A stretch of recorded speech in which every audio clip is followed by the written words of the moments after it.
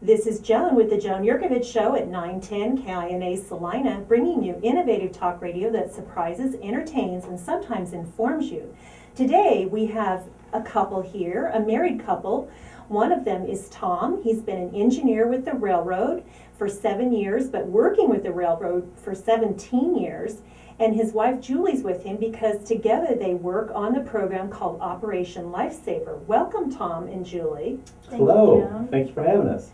Well, I have to start out by asking, Tom, maybe you'll be the one to jump in here. What is the fascination people have with railroads? I think part of it is just the historic aspect of it. Railroads are so big, and I think a lot of children are just so enamored by the fact that they see these engineers and engines monstrous machines, enormously strong, enormously big.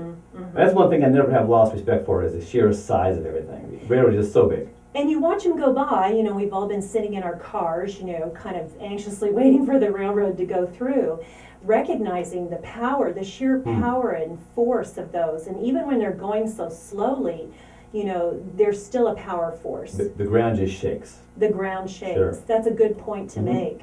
So we're talking about these huge machines, and I know we're going to get into your Operation Lifesaver a little bit later, which of course it talks about, the unfortunate accidents that can occur on railroad tracks with railroads.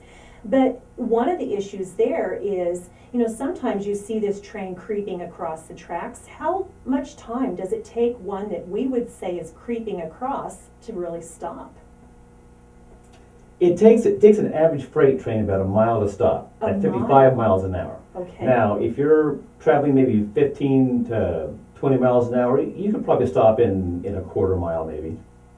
But even still, if 15 miles an hour, it still would take a quarter of a mile to stop. I would It's imagine. just that much mass and force Exactly.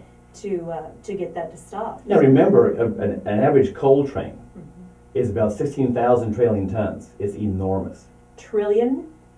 16,000 trailing tons. Trailing Yeah, trailing tons. Okay. So it I'm takes a thinking while of the to- national debt. So it takes a while to get that much weight stopped, even going 15, 20 miles an hour. So what are some of the questions that people might ask you? What you get this question all the time. You were talking to me before we started up the interview that you had a rocket scientist who heard you were an engineer with the railroad, and he couldn't wait to quiz you. It has always amazed me how many people, adult people, are just excited about hearing railroad talk. A lot of people have been railroad enthusiasts since they were children, and they've had model trains. And as they've gotten older, they like to photograph, and they like to just hear about railroad operations. It's an excitement you don't outgrow, typically. It does. really is. It does kind of seem to start in childhood with so many of us. Like you said, the toy train sets, and then we know the big boys with their big toys. Right. Do you know a few of those hobbyists that maybe have a whole room set up? Oh, absolutely. In fact, there's a man in Abilene that his entire life, he was a track inspector by trade, long since retired now, and his entire basement is a big model railroad. So he worked in it, and he also had this on Absolutely. his off hours as one of his biggest hobbies. Which Absolutely. is the funny thing you say is I was gonna say, does usually that, once you start working for the railroad, the romance kind of goes away. Once the novelty wears Like a off, job. once the novelty wears off, right? It really is just like a job. And I know Julie's going to talk a little bit about the romance of it wears off, because one of the things in the pre-interview you talked about was when you commit to this line of work, you commit to having no life and no schedule. Tell us about that. Well, trains don't run on a regular schedule, and so I can't even tell you when I'm going to work next and when I'll be home. The worst part of the railroad, in my opinion, is when you have kids and you want to attend a lot of their activities, it's really difficult to be able to plan anything. So basically, Julie's like a single mom. That You don't also- work shifts and stuff like that? No, You, no. What's your responsibility then? There are a few jobs that are regularly scheduled, like yard jobs and locals, but by and large, 80% of the jobs are through freight, and you never know when you're going back to work again. So what actually does the engineer do in their position with the railroad? The engineer basically controls the speed of the train. He drives the train, controls the speed, controls the slack in the train, keeping the train in one piece. That's the biggest thing. Are you in that front car that we're talking about? Yes. You are in that. I'm in the engineer seat, that's In the correct. engineer's seat. Now, do you have like a co-pilot engineer? Well, I have a Or is there conductor. just- I have a Okay, conductor with me. conductor, and Mhm. what does the conductor do? The conductor is responsible for getting all the authority to be on the main line, which is a big deal. If you violate that, you're in big trouble. And he pulls up the paperwork, the bulletins and all before you go to work. And we're both jointly responsible for the safe operation of the train. So is there a lot of training goes into, you were with the railroad for 17 years, and then you've been an engineer for 7. Is a lot of training goes into this Constant. position? Because you're like at the top of the heap, aren't you? I- Outside of, let's say, administrative, some type of administrative thing? There is constant training. Every year or every 2 years, you have a rules exam. It takes 2 days to complete that. Initially, it's about a 3-month program that you, when you first hire on, to learn the rules, learn the safe operation, and learn how operations on the ground work. And then once you go to engine service or become an engineer, it's 6 additional months that you'll go to Salt Lake and you'll do some simulator training. You'll do different things more specific to locomotives. And trains have been with us forever because they're Oh, all about sure. hauling freight. Sure. Tell us what some of the different things that you actually do haul. You know, we see these things go by and we see the big side of the container, but we don't always know what's in them. What are you typically hauling, Anything imaginable. really? I mean, the railroad's the All most carriers are like efficient that. and the most environmentally friendly way to haul everything. Now, typically through Salina, I would say maybe 80% of their trains are coal trains or grain trains. I work out of Harrington quite a bit, and the Harrington line is the most direct route between LA and Chicago. Really? And there's an awful lot of intermodal traffic, auto racks, all kinds of things. So anything you can imagine that needs to be transported in bulk, we haul. Auto wrecks, is that what you're saying? Auto racks, they call them auto racks. Auto racks, automobiles, where yeah. they're talking about all the big automobiles. Right, I right. see. Automobiles and mixed freight, manifest trains. But there's an awful lot of intermodal or stack traffic that goes through Harrington. And also, I think there is something to be said about, there are sometimes hazardous materials being transported, correct? Oh, there are some. But that's all carriers everywhere in the nation. Of course, And that's of not course. something that's unique. But to I guess the Pacific, so. question that I want to know then is, are there certain precautions that you have to take to haul those? Certain regulations that are different than the auto racks or the grain or the coal? There are a certain set of rules that we follow for key trains, they call them. Key trains have a certain number of hazardous substances, whether it be anhydrous ammonia or any kind of chemicals, and they would fall into that. I have never heard of any kind of a spill because the containers that they ship in are so well made and so protective. So those containers are actually specially made to haul these hazardous Oh, waste? sure, sure. Okay.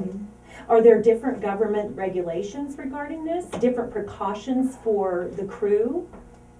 Not for the crew so much, Okay. other than the regular rules that fall under the hazmat categories. If there is a special instruction for a particular train, then we'll have that on our bulletins. The paperwork the conductor pulls up, it'll be all spelled out right there. But I don't recall having a train where we had to do anything out of the ordinary, other than there has been trains where there's been like an escort on the train to see to it the shipment gets from point A to point B. But that's pretty rare. And what would an escort be there for? I don't What sort know. of materials? Possibly some sort of military train. Some sort of military? Sometimes super because of secret. Fort Riley, we haul an Yeah. awful lot of military things on occasion. And it is a lot more efficient than other ways that you can haul something across the nation. For every 3 semis, that's just 1 boxcar for a train. So So you're one not using as boxcar much contains manpower, you're as not much using nearly as as 3 much semis. fuel. Yes. So And also, when we talked just briefly, because I know trains do haul just about everything, I would think hazardous materials would be safer on a train. I would almost rather see them on a train than in a semi, well, because you're not as subject to as many other drivers. Yeah, Right. yes, It's not exactly. that you're not. It's Right. you just don't have the same the volume of interactions with other motorists that you would have. What is the fascination also with trains in movies? Tell me about what you hear about movies, and is it actually portrayed correctly. Well, the one movie that comes to mind right now is Unstoppable. Yes. That came out with like a Denzel year or so Washington. ago. And I suspect there are parts of that movie that are really happened. I don't know just which parts right now. And describe this train scene, because I know you've seen the movies. The runaway train scene. Yeah, I don't know how that could happen really. There are several things that happened in the movie that I don't understand mechanically how that could have happened. It's Hollywood. That's all, exactly. So the idea of the runaway train that they've portrayed in this movie is really pretty unrealistic. You've not even ever seen nor heard of that. I have never heard of a train getting away in that fashion. The dialogue between the conductor and the engineer, that happens sometimes. But, and some of the red tape you go through as far as the higher ups, I can see some of that too. But as far as the actual reasons why that train got away, and that was a different railroad at a different time. The railroad has changed so much, even in 5 years. For example, cell phone use. Cell phone use Yes. is completely out of the question. And in the movie, the conductor was talking to the cell phone while he was doing his work. You just don't see that. And so many things in the movie is completely foreign to what we understand the business to be now.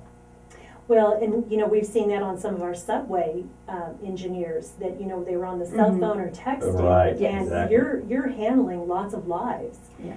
That's right. You have a lot of responsibility, and I know that when we get into talking about Operation Lifesaver, that's part of what we're going to be talking Mhm. about. Is you as an engineer in control of that train can, but mostly can't. Affect Right. bad consequences of people who shouldn't be playing around or toying with these huge machines. You said that one of the questions people ask you is what are the rules for how long they can actually sit and block my traffic? Happens all the time. It varies from city to city, but usually the rule is the train cannot be stopped for more than 10 minutes. And that doesn't mean the train can't creep along at a slow pace, but I can tell you that myself and every engineer that I know do all they can to prevent blocking crossings or blocking main crossings at all. You're saying it right here, because Absolutely. I wouldn't believe it when I'm sitting there. No, Thinking, they're absolutely. doing this on purpose. They're what's this deal where they go forward then they back up? That's what really makes me crazy. I know. Tell us about I'm the that. same way. If I'm being delayed by a train, I am just as frustrated. But oftentimes you'll have a local, for example, like I mentioned earlier, and they set out and pick up cars along the way. So what you see is the head end, but it could be there's a conductor on the rear end, 20 cars back, 30 cars back, and they'll set a car out, picking one up, or doing some work like that. I can assure you they're not there just to frustrate the public. Well, but it always seems like that, because they're probably doing, like you said, some kind of a hookup, 20 cars They back. just don't care. But isn't that They- railroad track like super long? Can't they sort of do that on the outskirts of town before they hit that crossing? Are your places that you can do those hookups or disconnects specifically? Depends on what you're picking up and where it And- is. and where it We've got is. That's 3 true. grain elevators Oh, right there you're in right. Abilene, and That's the one I so was if that's thinking where of. your cars are. That's a big one there. That DeBruce there in Abilene, when they pick up a grain train there, or they set out a grain train, the traffic is blocked. Even though we try and clear the crossing every so often, it's a difficult situation. However, when you factor in that one railroad car can haul what 3 grain trucks 3 do. semis You multiply a full. 100-car grain train, 300 trucks would be kind of a problem for a town like Very Abilene. small So town. we do the best we can, and I think the railroad tries to schedule those kind of things in the early hours, not around school, but that doesn't always work out that way. So I would offer that when you're sitting at the tracks and you're waiting and you're angry and it's moving, that just do what I do, because I have to do it as well. I take a deep breath and I remember that I don't eat unless that grain goes through, and my house isn't Yeah, that's yeah, right. doesn't have electricity unless that You may coal not goes have that through, new and car. all those things that are the trappings of what makes me comfortable. This would not be here if it were not for this train blocking this crossing at this moment. I'm just going to calm down. And Salina is a 30 big minutes. railroad town in Oh, it is. Kansas. So Sure. how many people are employed with the railroad here? I would say probably in transportation, I would guess maybe 150, 170 maybe. Right here in Salina? In Salina, Wow. with UP. Mm-hmm. And Harrington has a few more than that with the railroad, so there's quite a few. For as small as we are, there's quite a few people involved. But you've got And what all are the kinds other- of areas of work too. It's not just Exactly, the right. freight employees, but you've got the radio guys and the car guys and the diesel shop and the managers and the people who make sure that those trains are safe to operate and then they're going to get to where they need to be. And the right cars on the right train at the right time. There's a whole myriad of positions that make that happen. It's not just the guys that. So how much does that increase that 150 to 170 number? Double that? No, You not add all double. these other positions? No, but I bet it probably adds another 25% to it, Okay. possibly. And what are the other big radio cities in Kansas? Big railroad cities? I mean, I'm sorry. Kansas City for sure. Kansas City's Kansas enormous. City. In Oh, fact, I heard one yes, time that's Kansas City true. is like the third largest freight railroad terminal in the entire nation. Chicago's very big, because too many lines come into Kansas City. But And just in it's central Kansas, to Wichita's very big, Mhm. Salina's very big, Harrington is very big and getting bigger all the time. Mhm. So in other words, this isn't, railroad transportation is not going to become obsolete. Oh, no. We don't see that happening anytime. No, Environmental friendly, Exactly, economical, exactly. et Because cetera. of its efficiency, it would Mhm. be astronomically expensive to move the same amount of freight using over-the-road trucking or what. And now, not to say that they don't have their place, because frequently once they get the massive amounts of items moved, Sure. then they break it down into the trucks. But there's just no conceivable way to get that much material, that much fluid, that much of everything that gets moved without a train. And It as just fuel doesn't gets more happen. precious, then they become True. more and more important all the time. So yeah, Absolutely. they're getting bigger all the time, I think. Mhm. Are they laying new tracks? I'm just curious. You don't hear about that so much. They're doing an awful lot of improving to existing tracks, I know that, to increase the speed. I know there's a huge project going on in Harrington, between Harrington and Pratt, to upgrade the signals and the track there, so they can run more traffic. They have more traffic than the infrastructure will allow right now. And so there's aggressive plans to correct that. And one thing I want to approach, because this was brought up a little bit with some of the research, is railroad employees have a very strong union. And unions are sometimes looked at a little bit askew, here in this area. But has that worked well? Historically, would you speak for just all the railroad employees? Well, I think so for both sides, not just for the men, but also for the company. Because when you just bargain with one person, I think the collective bargaining makes it much easier, as opposed to all these different. So some of the naysayers about unions, from the perspective that you are all involved with that as an employee working with the railroad, you haven't had those concerns. You feel it's more of a positive for you than a negative? Absolutely. Mhm. It's a lot better organized and simple way of handling labor issues. Mhm, mhm. And that's got a long tradition, I'm sure, with what you've done. Mhm. From Right. the day one that you were in this, you were Right. signed up into the union. What is the name of the union? Is it for all workers? Well, or is it I mean, there are a mostly couple. relative to, there's a couple different. Because the one There's I grew several up in different. as a railroad child is different Uh-huh. than the one that he's in. So, because what grandchild, that's all I've ever known. So, for him it was. I've And you belonged to- you're almost talking about a history and a legacy, because Julie, your family was railroad. Yes. Do you see that? Do you see that, kids go into the same profession as the parents or not? I want to laugh and What's say, God, I happening hope now? not. Sometimes I want my you do, kid to be a sometimes you doctor. don't. For example, in Harrington, and Salina both, they've hired a lot of people, a lot of kids in the last couple of years. And there is a fairly large percentage of kids whose fathers were from the railroad. I also hear all the time, there's no way I'm going to have my kid do this. So I guess it's just your perspective. But Well, do you ever get asked if the people can ride the train? Can I come and ride? absolutely not. Absolutely. Absolutely not. idea for asking you on the show. Yeah, well, Well, now with So one it's very caveat. restricted. Every couple of years, Operation Lifesaver will bring the safety train that comes through, and that is an actual passenger train. And the general public is invited to come and attend and ride on that. I know last year they came through Abilene, and we were able to be a part of that as well. So there are some times where you can actually get on, but it's in the vein of safety. It's an authorized event and very well controlled. It's also been viewed for years as kind of a liability. But here a few years ago, there was a commuter train accident in California that killed a number of people.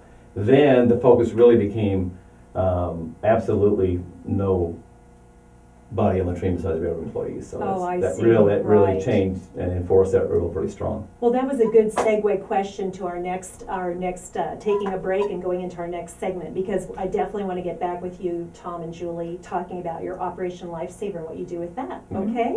So we are going to go on to a short break, but be sure you stay tuned to Joan with the Joan Yurkovich Show, and go for video outtakes, podcasting, a link to our iTunes, and even go to our Facebook page. This is all available at joanyurkovich.com. You're listening to the Joan Yurkovich Show on 910 KINA Salina. Oh, Devin, I remembered Facebook just for you. How bad was that? You guys are great. She's great. Well, we're going to jump into you more now, Julie, too, because we're going to talk more about Operation Lifesaver, and I think what are the key points about that we need to? You can just rattle Well, off from it's there. just, I queued this up just to show you a little bit about what we do. Uh-huh. When we always have the visuals, and we have Oh, requirements as to how many cool. visuals we Uh-huh. use, how many Uh-huh. people need to be in attendance to actually count as a presentation, and then we Mhm. discuss a number of different things to a number of different people. Mhm. This is, we always show the inside of the That's my train, office. because a lot of Oh, yeah. people, they're so excited, oh, I don't even know what it looks like I inside. wouldn't either. Well, that's the It office. kind of and- reminds me of a cockpit on a plane. Yes, Is it a pretty little bit. technical? Well, not as many Oh, buttons no, and not gadgets. as Not many like bells you and think. whistles. I mean, it really is. It's a It's lot no louder different than a than- cubicle in an office or Much what he's louder. doing right now, or a truck Mhm. driver. Mhm. But now, when I get off the train and I see the train go by, then the sense of responsibility is just overwhelming. It's awesome, Mhm. and I hope I never lose that respect for it. But Mhm.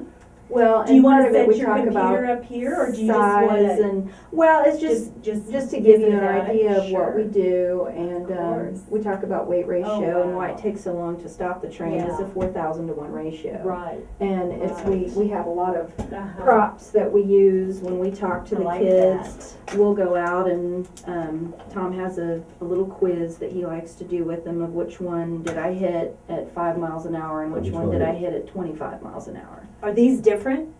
Yeah, one of them Right. we drove over. One I backed over in Oh, well, they driveway. look the same to me. Well, that's the whole That's the point. point. It doesn't Oh, matter how fast the okay. train's going, because the results will be the same. Okay. The weight difference between Okay. a train and your Yeah. car is the Yeah. same as between your car and Yeah. a can. Right. So. Just to it's- kind of bring things in, because 16,000 trailing tons, well, what does that mean? It's a big Mhm. number, a lot of zeros, Mhm. But now we're starting to understand why it takes so long to stop a train. Mhm. And that's why, when you see a car that's been hit by a train, That you can't sometimes you even can't what even tell it kind was of a car.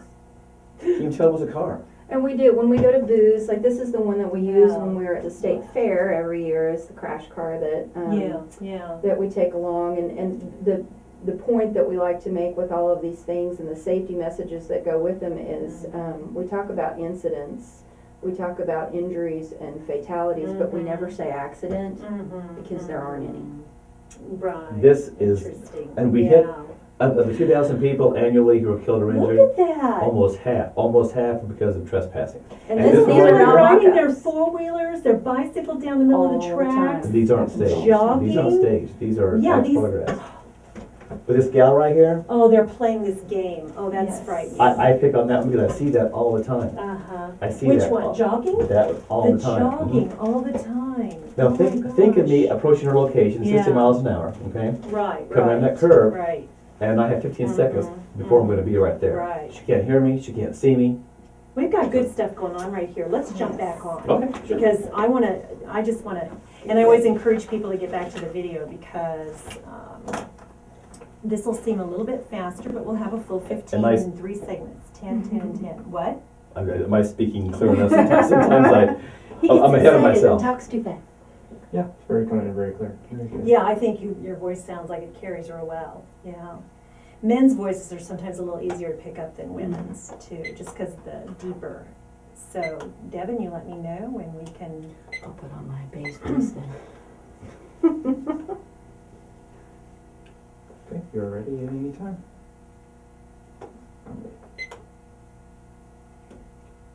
We're back, and this is Joan with the Joan Yurkovich Show. We're back talking with Tom and Julie Lacombe. They're going to talk to us some more. We've been talking about railroading and railroaders.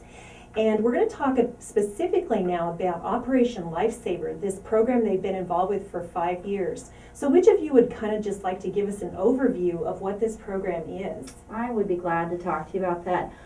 Operation Lifesaver is a program that is kind of a cooperative effort. It started up back in 1972 by a railroad employee. It was a Union Pacific employee in Idaho that was devastated by the sheer volume of incidents, the fatalities and injuries that were occurring on railroad property at the crossing grades and trespassing incidents, and he set out to do something about it. And he just went out lecturing and talking to people about what the rules and regulations are, what the laws are surrounding railroad property, and as motorists and as pedestrians. And in that first year, he was able to bring those incidents down 75%. 75%? Yes. And so In- all in the other his state, states. And was Just this in sort of Just a in his state. volunteer thing he was Absolutely. doing? Just 100% on his own. volunteer. How Got a many few- people did they ever figure he connected with? I don't know. I don't haven't- know. I'm I haven't sure the heard that. numbers How did he exist. disseminate the information? Was he just speaking The same to way that we groups, do. or We just talk like- to A lot the way we schools, do. and you hit the kids when they're young, and you just keep that message going, and then you talk to their parents at their Kiwanis group or at the Noon Lions meeting or the school bus drivers. You talk to the over the road truckers.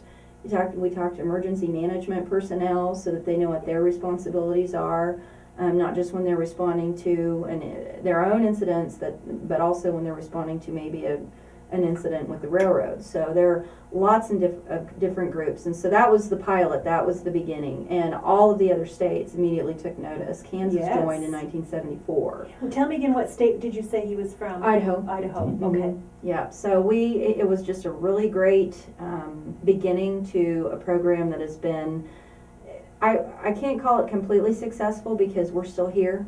Yes, We're still needing to yeah. do this. Mhm. We are able to reduce the number of incidents that are occurring, but our goal that we want as Operation Lifesaver presenters is to completely eliminate those incidents, and we just haven't met that chalice It's a yet. lofty goal, but we're trying. working on it. We get Now, there. you specifically call it an incident. It is an incident. Right. They are And why would collisions, that or be? they are crashes, or it is an incident. But we don't use the A word. That's an I word in our Yeah. vocabulary. You can't prevent an accident.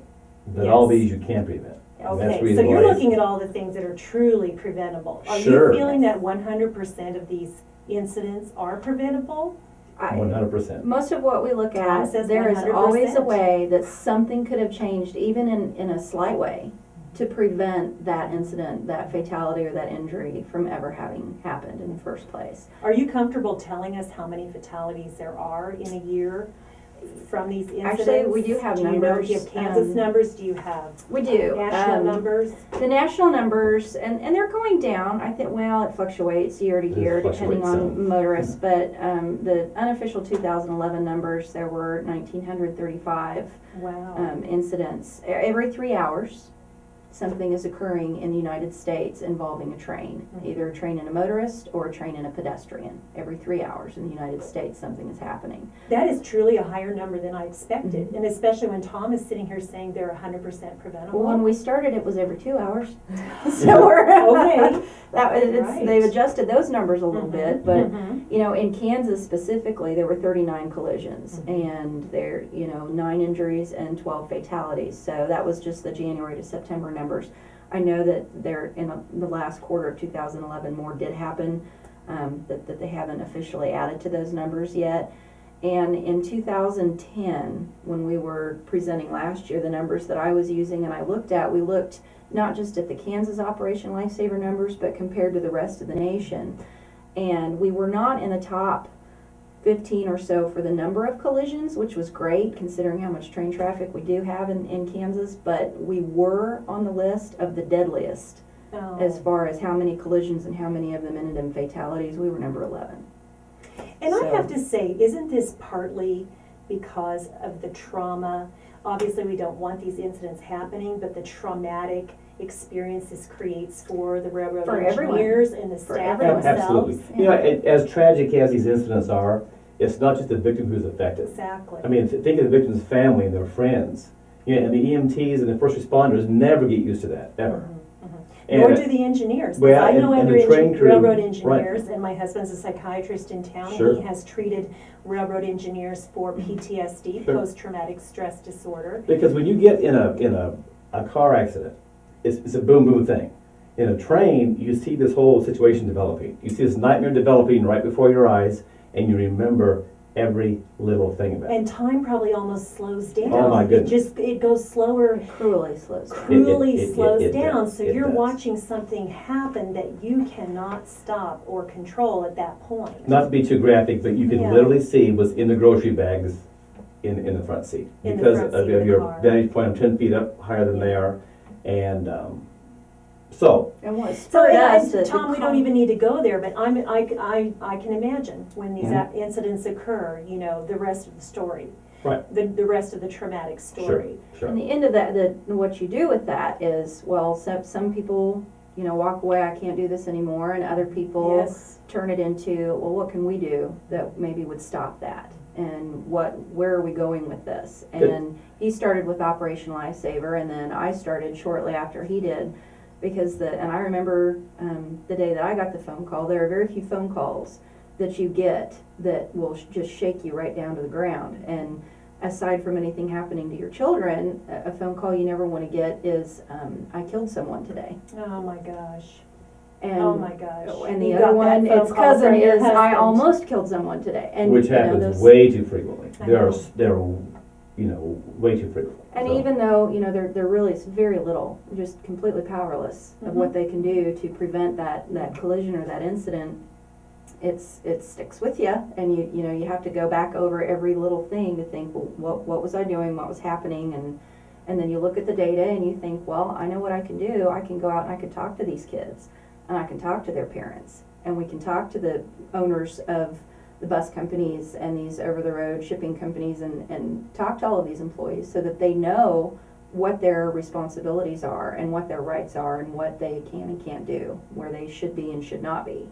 And that's what spurs us. One of the props that we use typically is people will ask, well, you're an engineer, you're only just doing this because it looks good for the company.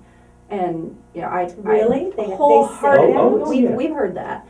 And we just wholeheartedly reject that. Because one of the Absolutely. props that we use Are There's two big are the reasons. photos. These are our Those are reasons your- right here. your kids My- there. Our Ryan and our Uh-huh. Chloe. Mhm. And we want to do this all that is we why can to do it. keep them safe, but Dad can't always be there. They've got to know on their own, and they do know.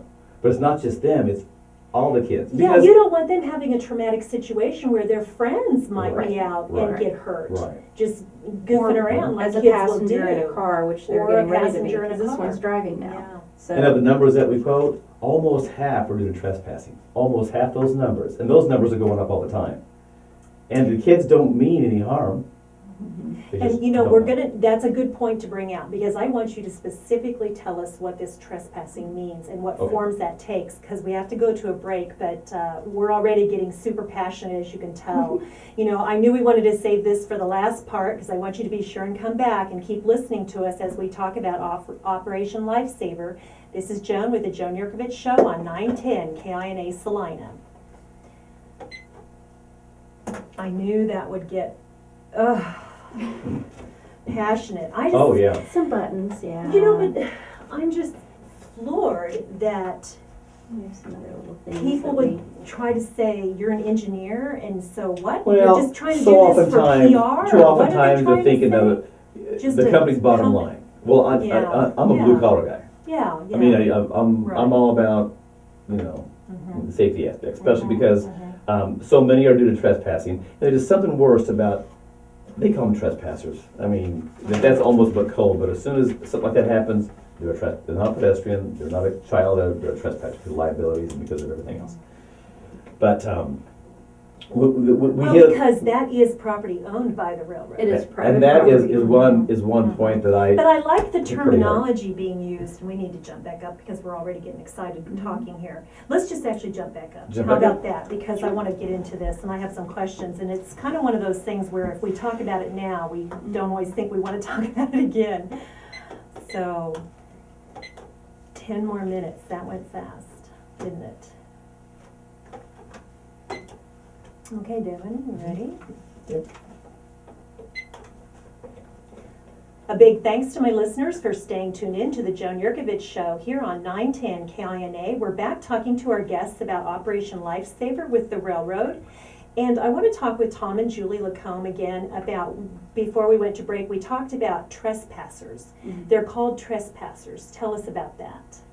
Well, railroad property is private property. That means the tracks, that means the ties, that means the rock that supports the tracks, that means out to, at least 15, sometimes out to 50 feet on either side of the track.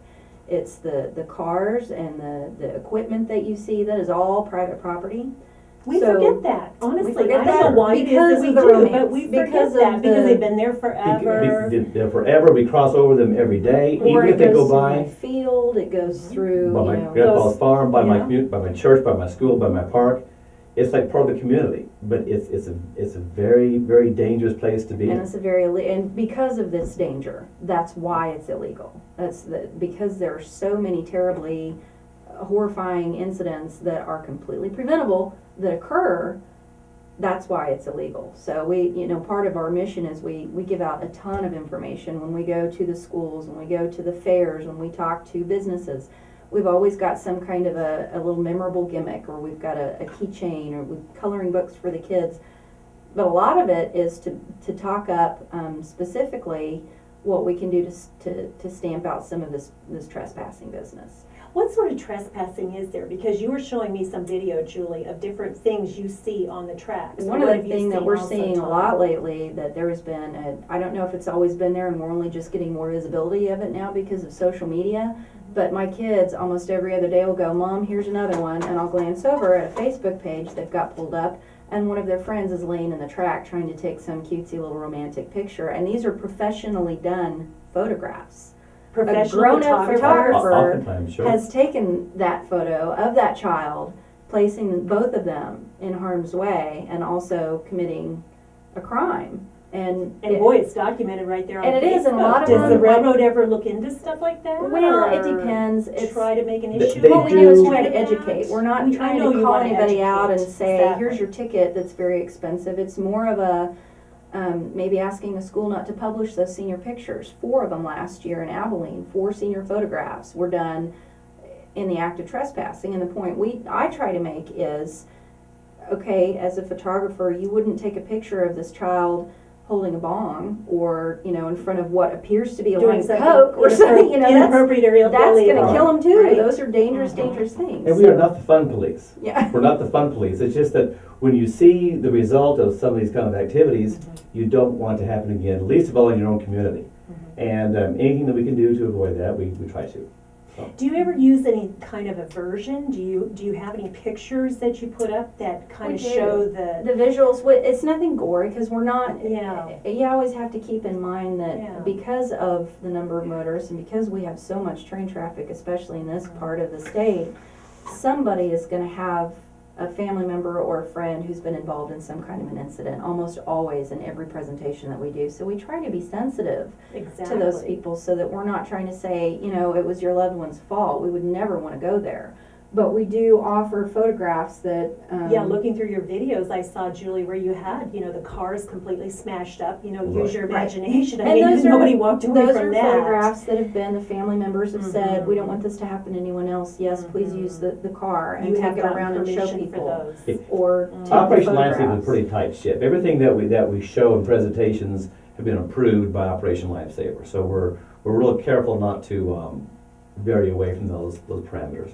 So we talked about, unfortunate thing of this new trend of professional photographers taking cute photographs or whatever around railroad tracks. What other activities are people doing that are trespassing? They don't even think about it. They're hunting, they're jogging. Everything. Jogging. Didn't you say, Tom, that's one of the most frequent things you see is someone jogging on the Jogging near the track, right, near the track? right. How far away do they need to be? Because, Julie, you mentioned sometimes this private property can extend out 50 feet. Well, the primary thing that we try to focus on and let people know is that just because you're not inside the rails, you could be on the outside of the rails, Exactly. but people forget that trains hang over the tracks at least 3 feet on either side, and that's on a good day. if something it might be wider load, or a strap might have come loose at some point. So, staying far away is the goal here, to try and make sure people stay away. But, if you've got a railroad bridge and a long way around getting from point A to point B means getting down into the water or going a mile down to where there's an actual crossing over that creek, that's what we see, the shortcuts, the people that are, Yes. it won't happen this time because it hadn't happened to me the 10 times I've done this before. So they skirt around the barriers that are put up for their safety. Right, or they get up on the bridges because Mhm. they like to fish there. Those And the bridges are built just wide enough for a train. there's Never no thought sidewalk. about And There is it's no great- sidewalk on it's the great- road bridge. Where's the closest bridge to us here in Salina Oh, that people fish off of? they're They're along all They're all over over. the place. Solomon. There's several around there. And Tom, that- you've been there coming up on a fisherman. Oh yeah, Okay, sure. great. And And And then what, actually, do you they know, just kind of vacate their tackle box and if you're a jump fisherman, in? that's the best place to fish. I mean, the water is the deepest right there. Right. Water swirls around the. Mhm. But when you come, that fisherman has 3 choices, and neither one are good because I won't be able to stop. Tell me what the choices are. Well, the choice is either we need going to to know. be lay down your pole and outrun me, and the world's fastest human runs at 21 miles an hour, so you're not going to run a 60 mile an hour or 70 mile an hour train. Okay. Second of all, you can jump. Third of all, Yeah, you- the word, yeah. right. All- no, So all three. neither one of those is very good. Right, right. So the key is not to get yourself in that position to start with, Mhm. and that's what we try and do. And as starts, and a lot of times we doing the presentations, we'll give the images of placing things on tracks or the graffiti that you see on the trains. And, we would never want to inhibit anybody's artistic dream, but just don't do your graffiti while you're trespassing, because that is just going to cause harm. So And watching a train crush something is kind of a thing you see people. mostly with the train- grown-ups, when we talk, when we do Grown-ups. group group presentations, we'll say, well, how many people have done this before? And the kids are all shaking their heads and they're wide-eyed saying, oh no, that's terrible. Sly Fox and Birdie tells us we should never do that. Yeah. Because they've been part of the presentation before. Their parents, however, are the ones whose hands kind of sheepishly go up and they're grinning, going, oh yeah, I did that as a kid. Oh, wow. And they don't realize that, you put the coin on and the train hits it and it's going to be shooting at you with the velocity of a bullet coming out of a gun. How about you, Jill? Have you ever done that? No, I haven't. honestly. Never, ever put a No. coin on a track? No, I haven't. And so You- where it seems so innocuous, it truly does come shooting at you like a bullet. It could. Or It throwing could. things. Depending on We exactly. see a lot of people Mhm. throwing things at trains, and we just say, well, you wouldn't throw something at him just standing in front of you, would you? Well, then why would you throw something that he's driving? Because it can injure him. When it hits the train, now it's picking up that velocity and it's coming back at you a lot faster than how fast you were throwing. And these things that So- we talk about result in fatalities every year. The same thing happens over and over and over again. That's why every one of these visuals is because it happens so many times. Mhm, mhm. And that's why we include those in our presentations. Well, and it just seems like, this education has to be valuable because sometimes it sounds like there are people that don't even realize the danger they're putting themselves in. That's it. They're That's not the big trying thing to right there. naughty, They they're don't, not you just don't trying to on realize. purpose break the law. They just mean no harm. They don't They're just understand. playing. Well, and even the driver's handbook, I counted today on the most recent version, and there are 2.5 pages devoted to the rules and responsibilities regarding driving, being a motorist, and Oh, so crossing that's the railroad actual tracks. driving. There's a driving handbook. manual, And it and has there's like specifics relative to when you two approach a little train. half pages of Mhm. rules, and then another page on an advance warning sign, and there's very little other time spent on it. So even motorists are not aware of all of the responsibilities and so that's what we try to do, is we touch on some of those things specifically with our school bus drivers and other little pieces of safety. Like a lot of people, this is the only round sign that you'll ever see on the nation's highways, and very few people, if you said, what does this mean when you see it? Unless they've been They in a don't recognize it presentation, as the they won't round recognize it railroad as sign. yield. They don't know Okay. that it means you need to take your foot off the gas and be ready to stop, because very few people ever do.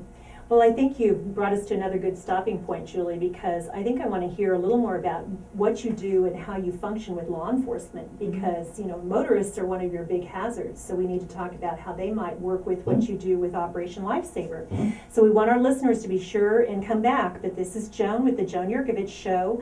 We're going to be talking some more on video outtakes, podcasts, and we have our iTunes and blogs available at joanyurkovich.com. We'll be right back. 910 KINA Salina. What do we want to do in this last segment that will go fast? What have we not touched on? Well, we haven't touched on officer on a train.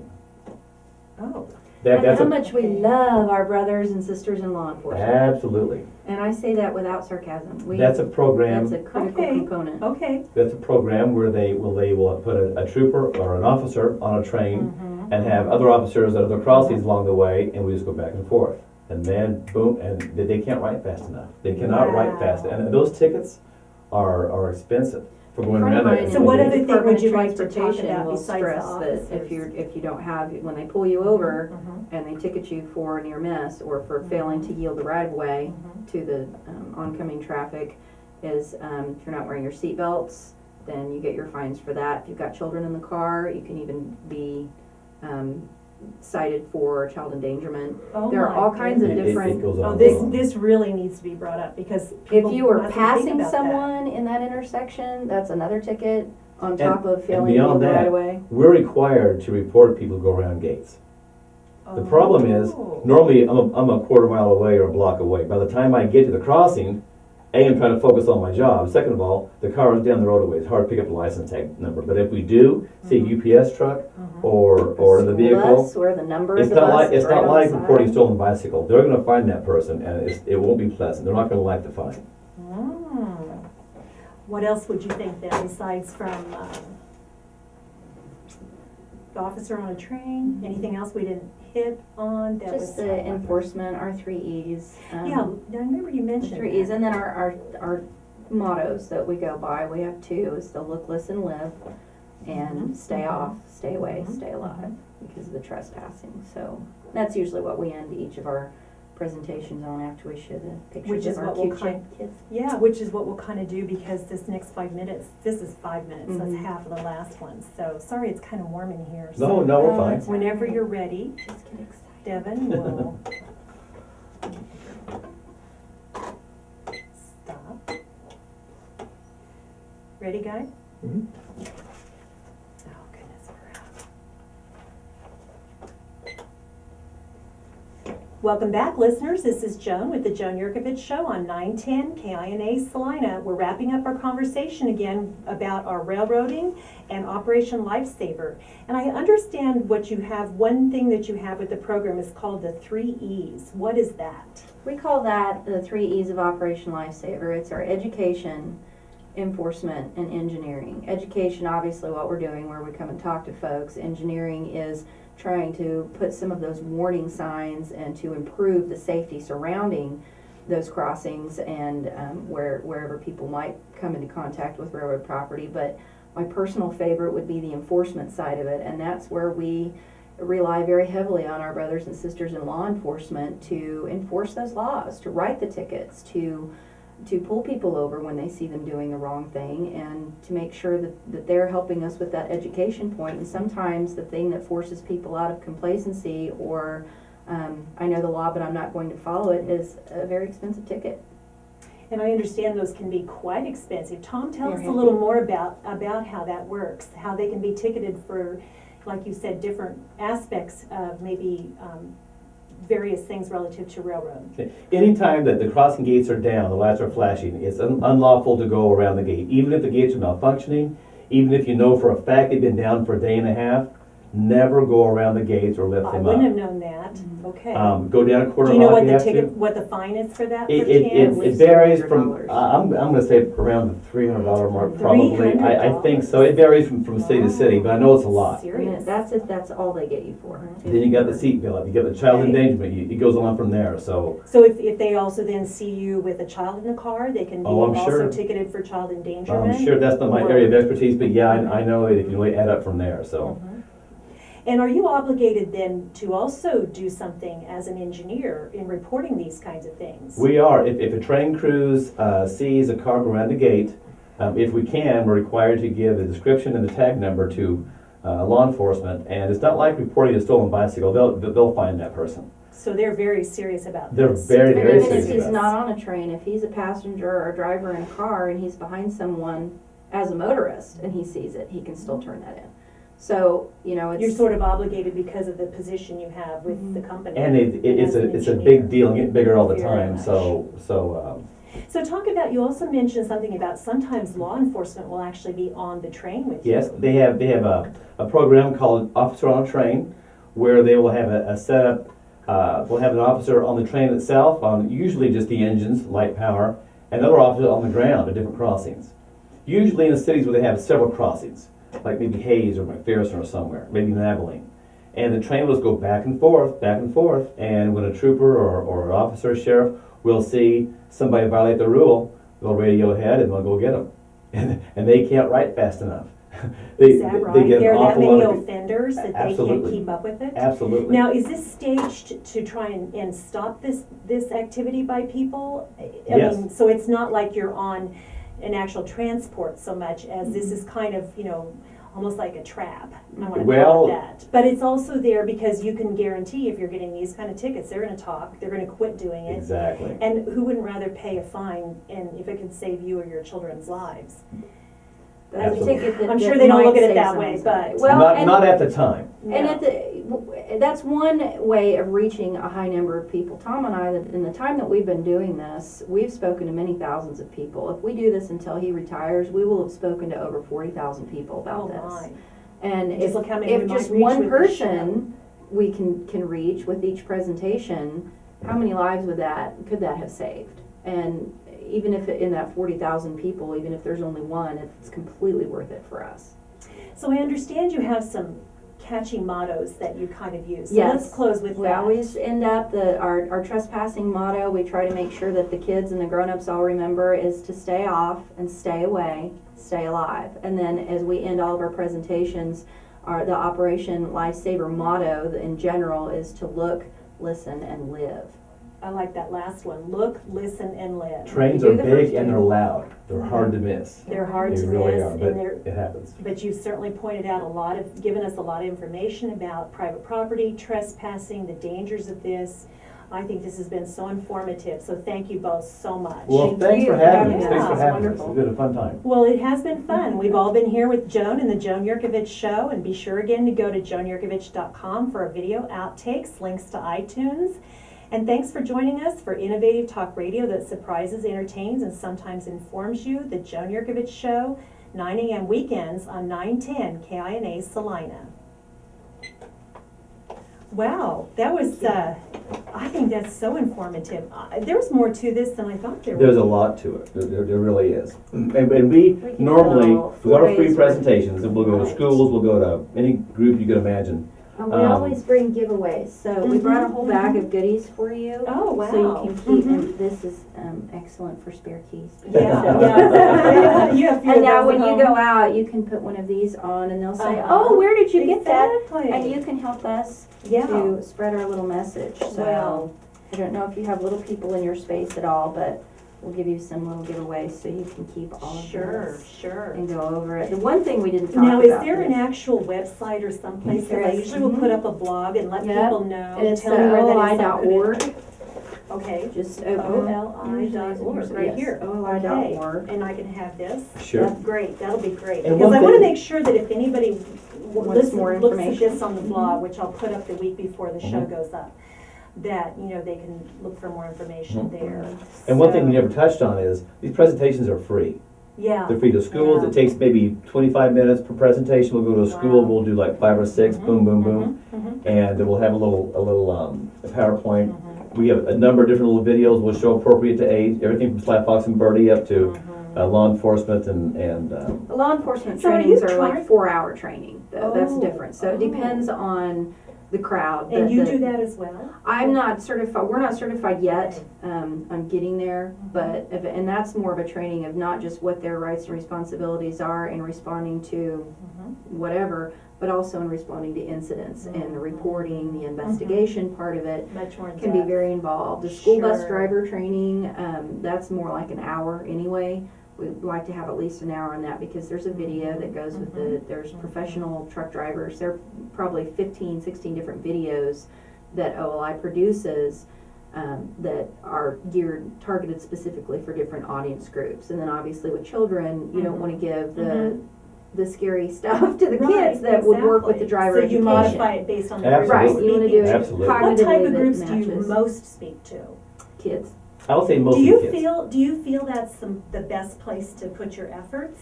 Just, has anyone studied that I think it is statistically? because, well, I don't know what the numbers are Teach behind them. it, but as an early childhood major, Mhm.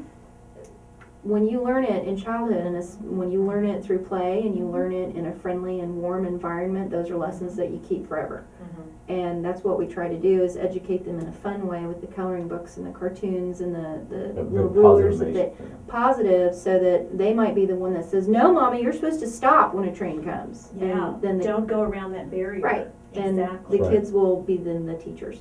And that's That's what we great. see when we're asking, has anybody ever done this? And the grown-ups all say, Yeah, yes, I have, and the exactly. kids go, That's- I remember you they're said horrified that. that their mom would ever say that. So it's, and a lot of the grown-ups, once you get the message for long enough, it just becomes part of what you know and who you are, and you learn a different piece of the Mhm. message at each different cognitive step. Hopefully, Mhm. you've heard a different piece of that, because the message we give the 15-year-olds at a driver education course is dramatically different than what we tell the grown-ups. Mhm. And Tom, I have a question I didn't really want to ask specifically on the air, although we're on video. You know, what's an engineer feel when you know this is a suicide? You know that's, I didn't want to bring that up Sure. specifically, but I'm sure you can see a situation, almost assume that might be it. Oftentimes, Or can you? no, oftentimes you can, and it just makes you just feel just empty. I mean, You you have don't- you have no control You have no control whatsoever. over it, and that's the reason why And you're blowing your horn or doing blowing a everything in the whistle, I world, mean, and it's obvious. In fact, well, without going into it, but you don't say much for several days. You're off 3 days. You get 3 days off, They kind of give you clear your 3 head. days And I off. needed it because Sure. at the time I was It involved in one of those, I wasn't didn't sleep one bit that night. Absolutely. Next night there was a scout camp out that I went on, and it was windy. No sleep that night either. Mhm. Third night I finally got some sleep, Mhm. and I always wondered, am I affected now? Well, 4 weeks, almost to the hour, the exact same scenario: load a coal train, a pedestrian or trespasser from left to right, and it was like boom, boom. Do I pull a trigger or not? What do I do? And he stopped, and it was okay. And I knew then that I was okay. I would react properly. Okay. But Mhm. So I 4 didn't weeks know. after that first Almost to incident the that hour. took you. From left to right, Yeah. But even if it were to happen now, it's Mhm. 5 years later, you have a complete amygdala hijacking.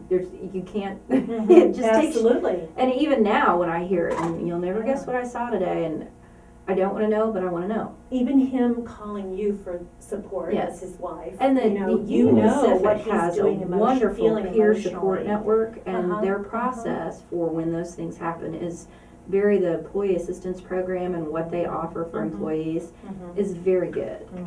And it's very supportive because Mhm. it's something that, having been raised by a railroad, nobody can be a Union Pacific employee for any length of time and not have an incident that almost always is going to Absolutely. involve it's not a itself. matter of Of if, If, it's it's always And a do win. you, as the engineer, feel almost most responsible, or do others? You do. When you go through a do period- others in your crew? I'm just saying mostly relative to the different positions, you know, like. I you have think the so, because I was in conductor, control of you the have train, even though there isn't anything at all. And No, this is nothing. thoroughly investigated too. They have a little I see. event recorder that will tell everything about your trip and the previous cruise trip. You go through a period where your train's good for 50. Well, there was a time where I slowed down about 45. Maybe if I would have been 50 the whole way, maybe the timing would have been just right. You go through all that for a while. But if someone's going to take their own life, like in some of these examples, they're going to do it no Exactly. matter what. I just Now, wish this they is didn't a, have this to is a involve- bizarre question, I guess maybe it's my curiosity, but are you required then to stop? Yes. Oh, yes. Okay. Yes. Yes. And then they have a team, I would assume? They do. I know my friend who works with this says that in his position in more of a supervisory, he has to investigate every incident. Right. My stepdad, that was How can his, you when he do was a that? manager and would have to go and take Yeah, pictures and Exactly. investigate and Uh-huh. do whatever it is they do with the crew and talk to law enforcement. And law it's- enforcement's probably called Oh, my goodness. immediately, Oh, my I goodness. would assume. Whenever there's a threat of personal or injury or property damage, you put the train in emergency, which is the maximum amount of Oh, I stopping see. power that you have on the train. But Okay. it still takes And that brings its own danger. a half a mile. And we're talking about Wow. if you do it too early, there's other problems that could occur too. The train could derail. It could so you just right there So it's an emergency stop procedure that you put Absolutely. it into, but if you're traveling at too high of a speed, the train itself can derail, which could injure, your crew and whatever, so. Most of the trains that I'm on Uh-huh. are 70-mile-an-hour trains. Because of track conditions Yeah. or fuel economy that is Uh-huh. less than that usually, just 60 anyway. But it takes a good 3/4 of a mile in emergency to And a stop lot that of train. times, emergency personnel will already be on the scene by the time that train gets stopped, because, Before my it takes a train is mile to stopped, stop it, but how long does it take in that mile? What length of Mhm. time has already elapsed? And a lot of times, by the time the conductor gets off the train and goes back to see what's The left, incident, yeah. emergency personnel are already on the scene. When that situation is imminent and I place my train in emergency, before I even stop, the radio is punched and the dispatcher comes on and they're dispatching from the very beginning. Emergency personnel to And the we tell them site all that we immediately. can, Right, any right. kind of fire, any kind of, Are you sort of on like a GPS mode too, where you're very pinpointed, or you just have to know your location at all we have to know our times? location, but yeah, you're right, that's getting a bigger part of all the Technology time. is improving, yeah, and even at crossings, they're starting with this ENS number where you mentioned if you've seen the gate down for a day and a half, you can call this 800 number, or toll-free number. And all the mechanical boxes on every crossing. Right, and then or even on the crossbucks, on passive crossings, there's a number, and there is a 6-digit lettered number, like a E12456 or whatever it is. And then you call the toll-free number, and it's a dispatch that knows exactly where you are and exactly what crossing you're at, just based on that And who owns the information. railroad, and who Which to is call. what we tell Those other are folks is seconds. when Well, they're, come on your way is 70 miles an hour. I'm gonna be a quarter my mile, car takes is stalled, 14 what seconds. do I do? Well, you can call It makes a 911, difference. but they still have to find out all of those things that one phone call will already tell you, and they can get that train stopped, hopefully in time to prevent losing your vehicle or your life. So that's, So if your car stalls, that's part of the engineering. get out. Get out first of all, sooner- get your sooner passengers vers- out. Get it just sooner versus later. Get on your Try cell to phone. start the thing. No, No. and don't push it, Probably just get then, away. yeah, don't try to push it. And then what about when it gets hit, because that's inevitably gonna happen. If you can Do see you a need to train get quite a coming, ways away? if Because you will can it yeah, disperse if you see the train material and coming debris? and your car is here, when you get out of your car, you Mhm. walk away from the tracks in the direction of the train. Oh, go See that? toward the train. Yes, But because 45 Okay, degree that's a away. 45 degrees away. 45 degrees. Because Right. when the train hits your car, See, you if I'm don't right want to be here, on Uh-huh. the receiving end Boom. of that. See, Uh-huh, the gotcha. debris of your vehicle, Yes, we're so, And that's Absolutely. actually I happened wonder if that's a a lot. People good- standing on this side good thinking, I'm gonna point. get away from the train, but you Uh-huh. walk the direction the train is coming to Yeah. get away from it. and these are But things the that we train will spell push it out. toward you.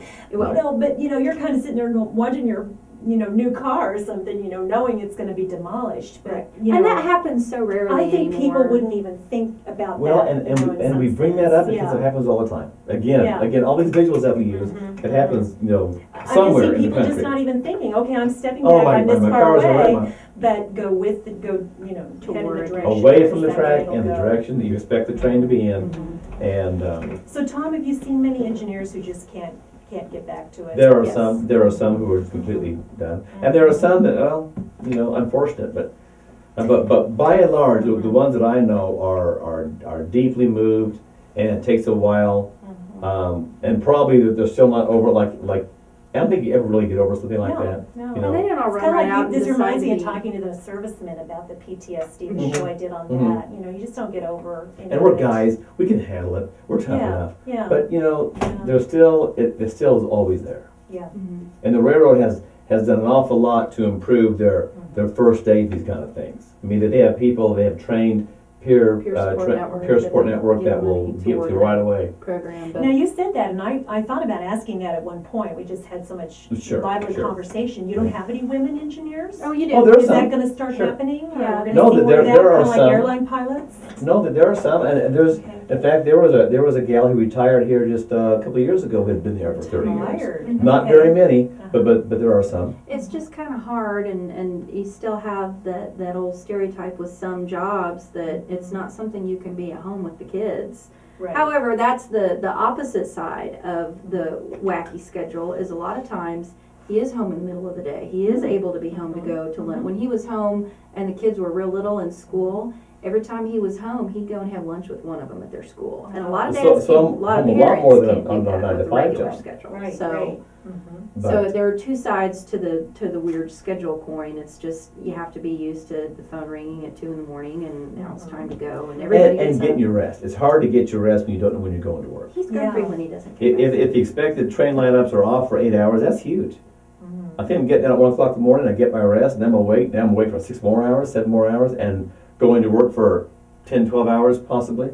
You don't So that's get the any hardest sleep. part of it. But you got to balance everything out. You have to weigh everything out, and So it just doesn't seem like the kind of job that too many people come in, try it for a year or two, and get out. You've got a lot You of see some of career that, people. but the guys Seems that, like you've got a lot that- of career people. there's especially a in the fair amount of engineering screening position. that occurs before I they're see. gonna hire somebody, is they're gonna look into, you know, are you a safety risk? Do you have Yeah, true. DUIs? Have you had a certain kind of felony? So there's a filtering process that they know Right. if somebody's gonna be washing out pretty soon, or we're gonna have to fire you pretty soon. Mhm. So Right. once you Of make course. it through that first filter, Mhm. most guys they're gonna be okay. But traditionally, it's been more than an 80% divorce rate for railroad marriages. Really? Because Yeah. people Isn't just that can't crazy? handle it. Now, Because of railroad this crazy child, I schedule. know Yeah, what you to knew expect, what you were getting and I know into. the benefits, and I know the If there's drawbacks. any And little- you were already involved in the railroad when you two. I was not. My Very background was, I was early. in the glass contracting business. Oh. Like my father before me and his dad before him. Mhm. And when we got married in '94, and all of her people were railroaders. And so I hear about it, and I thought, well, let's just try it for a year, just for 1 year. Yeah. And after 6 months, I was relocated out to Hoisington for a while, and that worked out real well. And then the Salina thing came along, and we relocated to Salina in the fall of '97, and we're still here. With a new baby. Well, this is a It's new like, thing, Julie, it's then new you need to start the support group for railroad couples. Yes, well, the other railroad Railroad widows. widows. Railroad widows. The kids are railroad brats, and the Railroad wives widows. are railroad widows. Yeah, and not technically not speaking, to, of course. you know, but it's just, kind of yeah, probably you're sort of- insensitive to say that, but, you know, we all know, and we all have our own thing going on, but Support there are each other very, with that. a lot of the railroad wives they don't really have 40-hour-a-week jobs. They might be substitute teachers, they might be working part-time, doing this and that, because someone The has to be schedule's so home. crazy. There's single Doing mom. something. You've gotta have. She's like a yeah. single mom. So The I kids. just, Play the football game, you've got to take him. Mhm. not to say that I didn't try it. I was a patient advocate at the health system in Abilene for a few Mhm. years and Mhm. worked full-time and just went, this is not working. Yeah. So then my house is falling apart because he was Yeah, working all the time, exactly. and kids are too, so when they get driving themselves, they can go to the grocery store. Yeah. And they're getting closer. Brian has his IP now, so he's 14 and he's Well, thanks driving. so much, you guys. Well, thank This you has very been much. so Thank great you. to have